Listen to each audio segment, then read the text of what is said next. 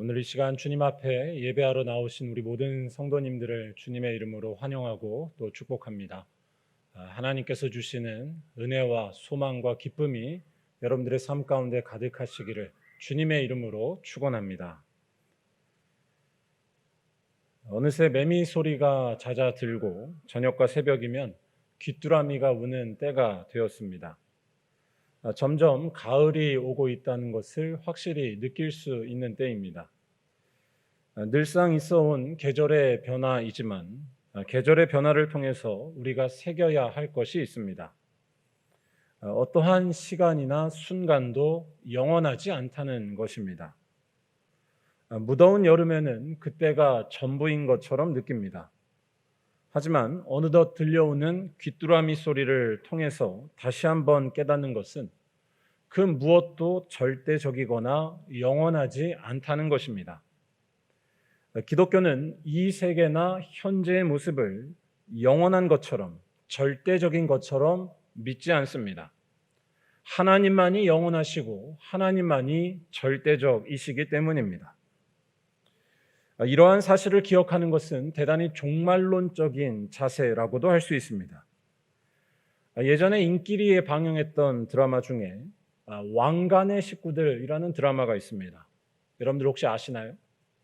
왕관의 식구들. 6.25 때 난리는 난리도 아니야 라는 대사도 있었죠. 이 드라마에 기억에 남는 대사들이 참 많은데요. 그 중에 이런 대사가 있습니다.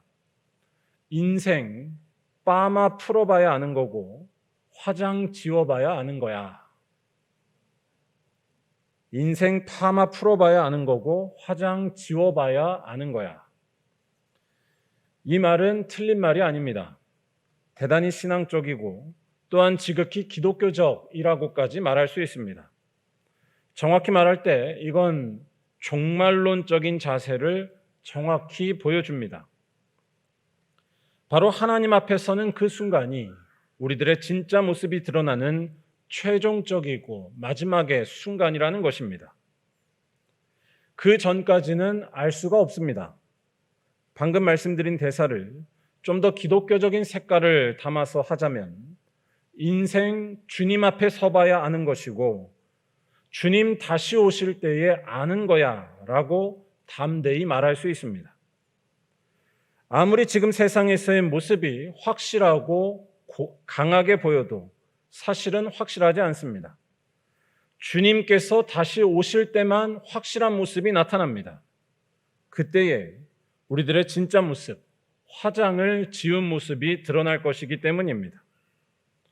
예를 들어서 지금 살고 있는데 아무런 문제가 없는 것 같은 행복하고 존경받는 인생이 전혀 그렇지 않게 나타날 수 있습니다. 또한 반대로 지금 세상에서 초라한 것 같고 실패한 것만 같은 모습이어도 전혀 그렇지 않은 것으로 나타날 수 있습니다. 지금 세상에서의 높고 낮음이 우리의 삶을 결정하지 않습니다. 왜냐하면 지금 겉으로 드러난 모습이 중요한 것이 아니라 역사의 주인 되시는 하나님에 대해서 부요한 자로 살았는지 아닌지만이 결국 우리들의 모습을, 우리들의 미래를 결정할 것이기 때문입니다. 그러니까 정말로 지혜로운 인생은 우리들의 상식이나 우리가 흔히 생각하는 것과 다릅니다. 정말로 지혜로운 인생은 지금 당장 높아지는 것에 힘쓰는 것이 아니라 종말에 일어날 하나님의 사건을 기억하며 거기에 맞추어가며 사는 것입니다. 더 정확하게는 세상의 기준을 붙드는 것이 아니라 하나님의 뜻에 맞추어 사는 것, 거기에 운명을 걸며 한평생을 보내는 것이 참으로 지혜로운 삶입니다.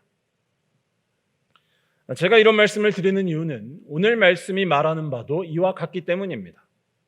바로 잔치 자리에 참여했을 때 중요한 것은 그 잔치를 베푼 주인의 최종적인 결정과 판단이지 지금 내가 행하는 것, 지금 겉으로 나타나는 모습이 아니라는 것입니다. 오늘 말씀은 예수께서 바리새인들과 대화를 하시면서 비유로 하신 말씀입니다. 7절에 나오는 청함을 받은 사람들, 이 사람들은 곧 바리새인을 말합니다. 여기서 말하는 청함은 잔치자리에 청함을 받는 것을 말합니다. 오늘 말씀은 전체적으로 다 잔치자리에 대한 이야기로 연결이 되는데요. 7절의 이 말씀은 잔치자리에 초대받은 당시 바리새인들을 보여줍니다. 그들이 어떻게 행동했었는지에 대해 말해줍니다. 그들은 높은 자리에 스스로 올라가 앉았습니다. 높은 자리 택함이라는 말은 바리새인들이 스스로 높은 자리를 택해서 앉았다는 것을 말합니다.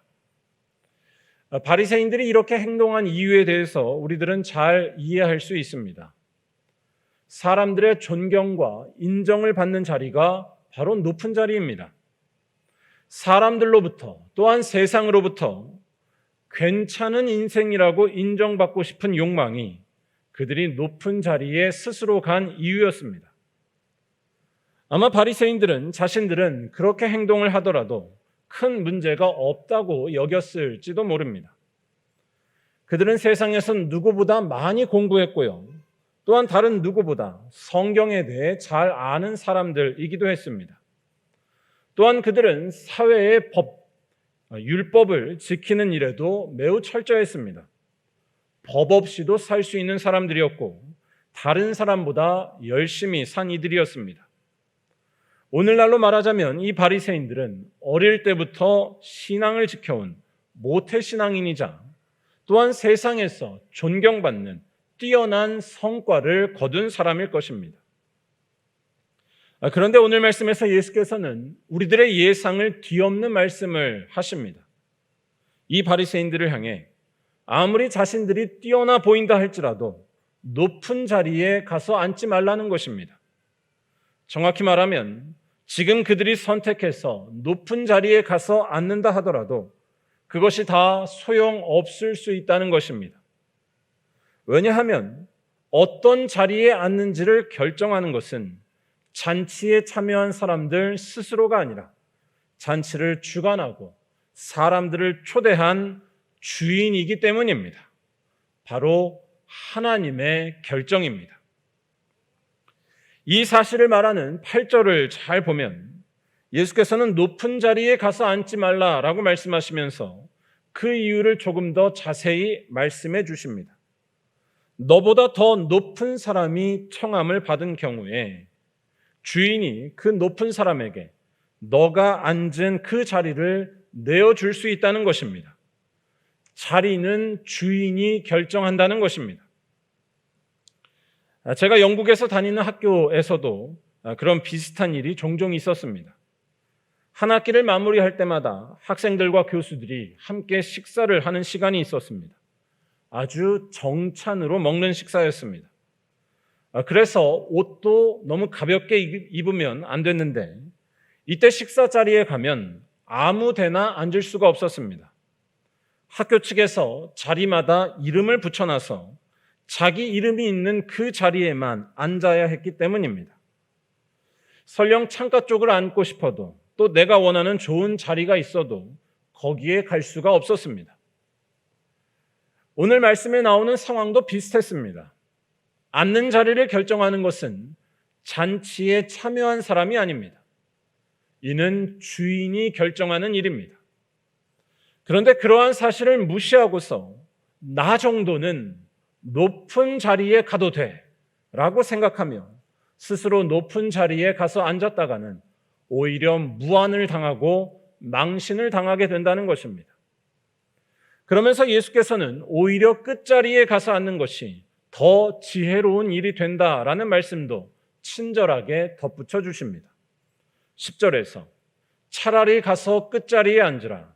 그러면 너를 청한 자가 와서 너더러 벗이어 올라 앉으라 하리니 그때에야 함께 앉은 모든 사람 앞에서 영광이 있으리라 라고 말씀하십니다. 주인의 결정이 최종적이고 확실한 것이기 때문에 그것을 알기 전까지는 조심스럽게 있는 것이 더욱 현명하다는 것입니다. 스스로 자만하지 말고 오히려 자세를 낮추어 살라는 것입니다. 11절이 말하는 것도 마찬가지입니다. 11절은 얼핏 보면 그저 겸손함을 강조하는 그런 말씀으로만 들릴 수 있습니다. 그런데 이 말씀에서 강조하고 있는 것은 단지 그런 겸손함만이 아닙니다. 여기에서 중요한 것은 낮아지고 높아지리라는 말씀입니다. 낮아지고 높아지리라. 이 말들은 헬라어 원문에서 다 수동태로 되어 있는 말들입니다. 수동태로 되어 있습니다. 스스로 낮추는 것이 아니라 하나님에 의해서 낮아진다는 것입니다. 스스로 높이는 것이 아니라 하나님에 의해서 강제로 높아진다는 것입니다. 낮아짐을 당하는 것이고 높아짐도 당하는 것입니다. 즉, 이 말씀은 하나님의 절대적인 주권과 역사를 강조합니다. 하나님만이 우리들의 인생의 최종 모습을 결정하시는 능력이 있다는 것입니다. 아무리 높은 자리에 스스로 우쭐하며 앉아 있어도 하나님께서 낮추시는 것을 거부할 수 없습니다. 또한 반대로 아무리 이 세상에서 고생하고 초라하게 살았다 할지라도 하나님께서 높여주시는 것을 막을 수가 없습니다. 결국 예수님의 이러한 말씀은 우리 신앙인들의 삶이 철저히 어디에 근거해야 하는지를 말해줍니다. 지금 내가 이 세상에서 가지고 있는 조건이나 모습을 자랑하며 사는 것이 아니라 마지막 날 우리를 심판하실 하나님만을 의지하는 가운데 그분의 뜻에 따라서만 지금부터 열심히 살아야 한다는 것입니다. 그것이 참으로 지혜로운 삶이라는 말씀입니다. 그렇다면 하나님만 의지하는 것, 그분의 뜻을 따라서 산다는 것, 이것은 도대체 무엇을 말하는 것일까요? 우리는 하나님만을 의지한다는 이 말을 대단히 추상적으로 여길 때가 참 많습니다. 단순히 기도를 많이 했다는 것, 혹은 예배에 빠지지 않고 교회를 오래 다닌 것, 혹은 과거에 어떤 경험이 있었다는 것 정도로만 가볍게 보는 것입니다. 그러면 종말의 때에 아무런 문제 없이 천국에 갈 것이라고 생각합니다. 하지만 하나님만을 의지한다는 것은 그러한 차원을 뛰어넘는 일입니다. 오늘 말씀이 말하는 하나님만을 의지한다는 것, 이것은 사실 대단히 도전적인 일이고 우리들의 삶을 뒤흔드는 파격적인 일을 뜻합니다. 하나님만을 의지한다는 것은 이 세상이 당연하게 말하는 삶의 원리를 정면으로 거부하는 것이기 때문입니다. 바로 나에게 아무런 유익이 되지 않는 사람들을, 나의 명예와 위신을 떨어뜨릴 수 있는 사람들을 너의 귀한 손님으로 삼고 그들을 초대해서 섬기라는 것입니다. 12절부터 나오는 또 다른 비유에 대한 말씀에 이 사실이 나오는데 우리 먼저 13절을 한번 같이 읽어보도록 하겠습니다. 잔치를 베풀거든 차라리 가난한 자들과 몸 불편한 자들과 저는 자들과 맹인들을 청하라. 아멘. 예수님의 이 말씀은 그 당시의 기준으로 볼 때 대단히 파격적이고 또한 위험해 보이기까지 하는 일이었습니다. 예수님 당시에 잔치를 열어서 누군가를 초대한다라는 일은 그냥 이루어지지 않았습니다. 누군가를 초대할 때에는 보통 두 가지의 원리가 작용했습니다. 하나는 자신의 지위와 명성에 걸맞는 사람을 초대하는 것이었고요. 또 하나는 철저하게 이익을 주고받을 수 있는 사람들만을 초대한다는 것이었습니다. 일단 잔치에 온 손님은 잔치를 베푼 그 주인의 지위와 명예를 드러냅니다. 여러분들의 자녀가 결혼을 할 때에 대통령이나 국회의원이 온다면 사람들은 여러분들의 지위를 높게 볼 것입니다. 반대로 세상이 싫어하는 범죄자나 조폭이 온다고 생각해 보시기 바랍니다. 손님은 그 사람의 명예를 나타내고 자신의 사회적 지위에 맞춰서 사람을 부르고 초대하는 것이 보통의 모습입니다. 이걸 전문 용어로 끼리끼리라고 합니다. 또 잔치에는 서로에게 도움이 되는 사람들을 부르는 것이 상식이었습니다. 이걸 그리스 로마 사회의 상호성의 윤리라고도 부르는데요. 이 말은 그렇게 이상한 말도 아니고 잘못된 말도 아닙니다. 서로 도움을 주고받을 수 있는 사람들끼리 서로 돕고 잔치에도 가는 것. 이것은 개인에게도 그렇고 사회에도 그렇고 아주 필요한 일이었습니다. 누군가에게 호의를 베푸는 것은 나중에 자신도 그 사람에게 도움을 받을 수 있는 일의 기초가 되기 때문입니다. 거꾸로 말해 호의를 정성껏 베풀었는데 거기에 맞는 호의가 나에게 돌아오지 않는다면 어떻게 되겠습니까? 그러면 사회적인 문제가 됩니다. 불신이 쌓이고 결국 서로 돕지 않게 될 것이어서 힘들 때에 누군가의 도움을 받지 못하게 될지 모릅니다. 오늘 말씀에서 갚는다라는 말이 강조되는 것은 이러한 배경을 잘 말해줍니다. 그러한 차원에서 많은 음식을 제공하고 또한 선물도 풍성하게 나누는 잔치에 나중에 나에게 도움이 될 만한 사람을 손님으로 부르는 것, 이것은 상식적인 일이었습니다. 그런데 예수께서는 이러한 상식을 정면으로 거부하시고 깨뜨리고 계시는 것입니다. 예수께서는 호의를 베풀어도 아무런 소용이 없는 사람들을, 더 나아가서는 부르면 나의 위신과 명예를 떨어뜨릴 사람들을 잔치의 손님으로 초대하라고 말씀하고 계십니다. 바로 가난하고 몸 불편한 자들, 저는 자들과 맹인들을 부르라는 것입니다. 여기서 말하는 가난하고 몸이 아픈 사람들은 호의를 베풀어도 아무것도 갚을 것이 없는 사람들입니다. 가난한 자는 경제적인 능력이 없어서 그 호의를 갚을 수가 없고, 몸이 아픈 자는 신체의 문제 때문에 호의에 보답할 수 없습니다. 더 나아가서 이러한 사람들을 잔치의 손님으로 부른다면 그 주인의 사회적 지위는 땅에 떨어질 수밖에 없습니다. 망신을 당하게 됩니다. 유유상종, 끼리끼리인 것이 당시 사회의 일반적인 룰이었습니다. 다시 말해 이러한 사람들을 부르는 것은 경제적인 면에 있어서도 손해이고 모든 것이 손해인 그 자체로 마이너스인 일이었습니다. 예를 들어서 여러분이 자녀들의 결혼 잔치를 하면서 서울역 노숙자들이나 쪽방촌 그들만을 손님으로 초대한다고 생각해 보시기 바랍니다. 또는 아무런 보답을 받지 않고서 어려운 이웃들에게 우리 교회의 한 공간이나 또한 여러분들의 시간을 내어준다고 생각해 보시기 바랍니다. 나한테 해주는 것도 없는데 전기세도 내줍니다. 병원비도 내줍니다. 이걸 전문 용어로 생돈을 쓴다고 합니다. 더 나아가서는 내 인생에 하나도 도움을 줄 수 없는 일들에 차기를 던진다고 생각해 보시기 바랍니다. 전쟁으로 생겨난 난민과 고아를 도우며 나와 상관없는 사람들의 자녀를 위해 간절히 기도하며 해봤자 소용도 없는 것 같은 억울한 이들의 삶을 위해 자기의 평생을 던지는 겁니다.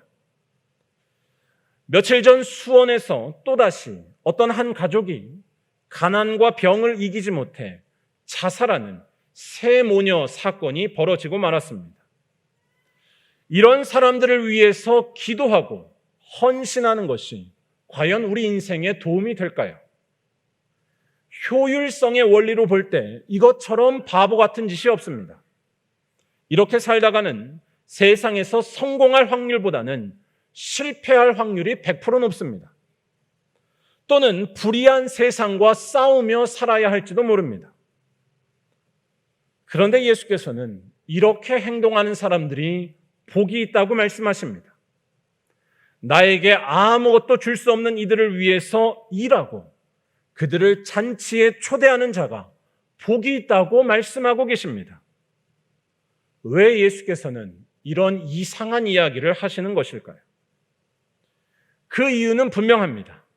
이렇게 행동하는 것은 세상에서는 바보 같아 보이는 일이지만 이것은 곧 이 세상과 역사를 주관하시는 의로우시고 은혜로우신 하나님께 대하여 행하는 일이 되기 때문입니다.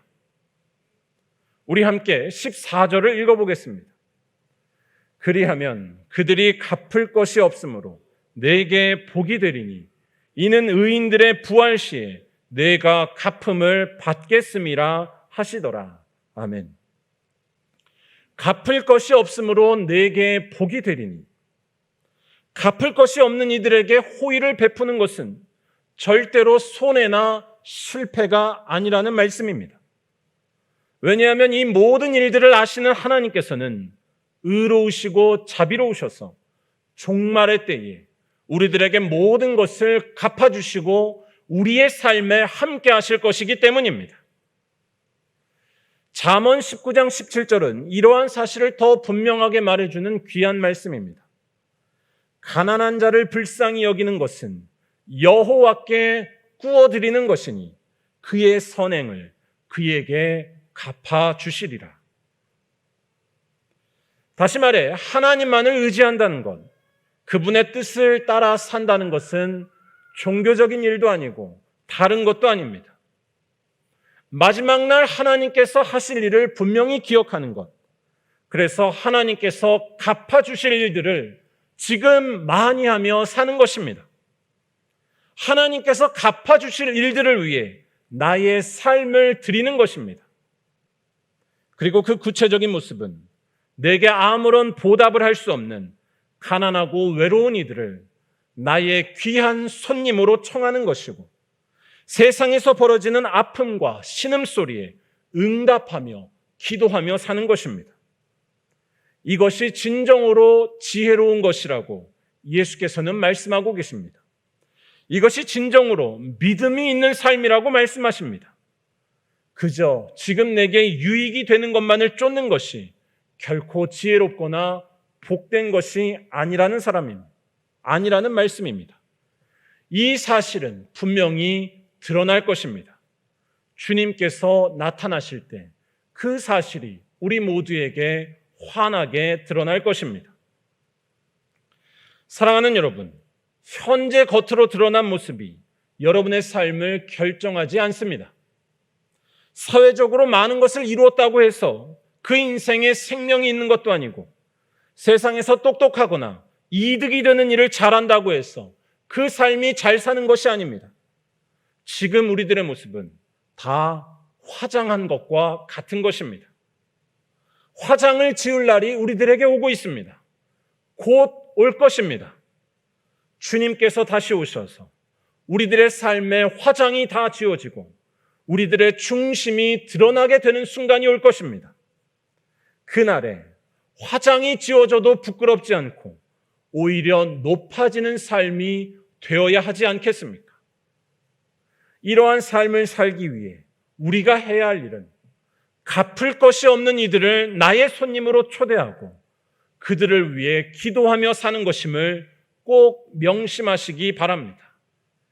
끼리끼리 사는 것이 인생에 도움이 된다고 말하는 이 세상의 악한 풍조를 거부하시고 끼리끼리 유유상종의 정반대로 사시기를 바랍니다. 갚을 것이 없는 이들, 나와 전혀 상관없는 이들을 여러분의 손님으로 삼으시고 그들을 위해 오늘도 기도하며 내일도 기도하며 헌신하며 살아가시기를 바랍니다. 그들에게 아무런 조건 없이 나눌 때 여러분의 삶은 이 세상에서 낮아질지 모릅니다. 하지만 염려하지 마시기 바랍니다. 낮아져도 높아질 것이고 초라해도 부끄러움이 없게 될 것입니다. 여러분의 그러한 삶을 다 기억하시는 의로우시고 자비로우신 하나님께서 마지막 날 반드시 영광의 생명으로 갚아주실 것이기 때문입니다. 하나님께서 높여주시는 인생을 아무도 막을 수가 없습니다. 그런데 이러한 삶을 위해서는 오직 예수를 붙들어야 한다는 사실도 잊지 마시기를 바랍니다. 나에게 도움도 되지 않는 이들을 초대하고 정성껏 섬긴다는 것은 우리들의 힘으로 불가능한 일입니다. 우리는 늘 나에게 이득이 되는 것만을 찾고 거기에 생명과 소망이 있는 것처럼 철석같이 믿기 때문입니다. 하지만 우리 주님 예수가 함께 계시면 이것을 이기는 생명의 삶이 가능합니다. 그 이유는 분명합니다. 우리와 똑같은 육체를 입으신 예수께서는 갚을 것이 없는 이들을 위하여 자기를 다 바치신 유일한 분이기 때문입니다. 바로 죄인인 우리를 위하여 자기의 전부를 십자가에서 들으신 것입니다. 우리들이 바로 하나님께 갚을 것이 없는 가난한 자요, 병자요, 맹인이며 이러한 우리를 위해 예수께서 아무 대가를 바라지 않으시고 죽으셨다는 것을 여러분들은 믿고 계신가요? 이러한 예수께서는 낮아지셨고 십자가에 가셨습니다.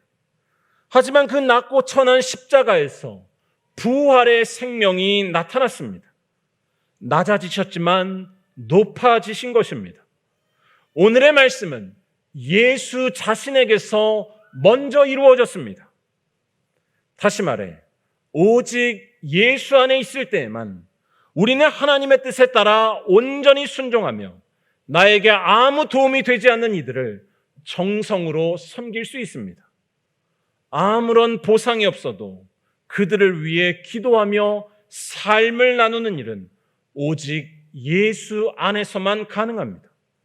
그리고 이러한 믿음으로 사는 자는 역사의 마지막 날 승리하게 된다는 것입니다. 우리들의 모든 화장이 쥐어지는 그 순간 남들처럼 부끄러움을 당하지 않게 될 것입니다. 예수께서 누리신 부활의 영광과 승리의 기쁨이 우리 모두의 것이 될 줄로 믿습니다. 바라기는 이러한 믿음으로 날마다 예수 안에 거하셔서 늘 하나님을 의지하는 삶을 사시고 그리하여 하나님의 영광의 날을 분명히 확신하시는 말년교회 모든 성도들이 다 되시기를 주님의 이름으로 간절히 축원합니다.